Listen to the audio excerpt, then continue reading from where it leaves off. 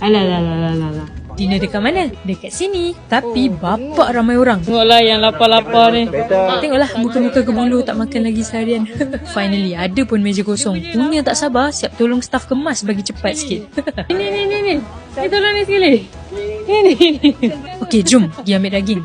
Boleh tinggal pula tu. Gimana? Jom. Wah, sup dah sampai. Wah, sedapnya. Bapak banyak daging dia. Inoki jangan lupa. Yap. Wow. Nak yang sebelah tu juga. Wah, amboi. Wih, dah siap bakar. Amboi. Ni kita orang rembat sebelah punya sebab kita orang punya api asyik padam je. Yang ini tak hidup.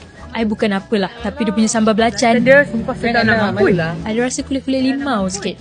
Cicah dengan daging ni. Dia punya sedap tu. Tiap kali kunyah rasa macam ada fireworks dekat belakang.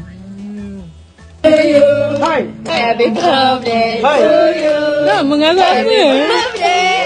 Tengoklah ni, masalahnya hari ni bukan birthday I. Nak masuk 2 bulan dah. Birthday hari bulan apa? Tengoklah perbuatan yang bukan-bukan.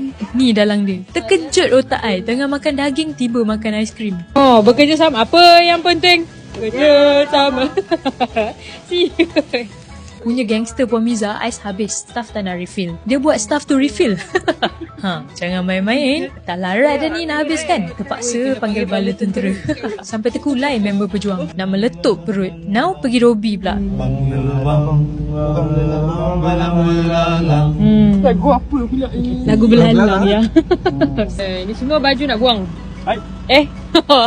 Nak basuh Robi ni penuh baju kita orang je. Ya, aku punya ada lagi ya. Janganlah. Sementara menunggu tu, tengoklah dia ni. Terus nak pergi masak. Dobi tu 25 minit je ya. Tengoklah dia ni. I dah risau ni. Jomlah. Jom. Malah. Ya. Sumpah. Happy ending ke?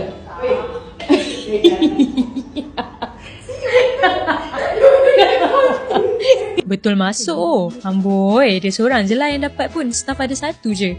Lepas tu, I dengan Puan Miza yang pergi keringkan baju. Okay, happy ending semula. Amboi, seronok engkau ya. Yang ni pula. Yalah sering, yalah. Tuan badannya besar ini. Mana muat. Lepas tu kita orang balik. By the way, esok kita orang nak pergi somewhere. So, stay tuned for part 4. Bye.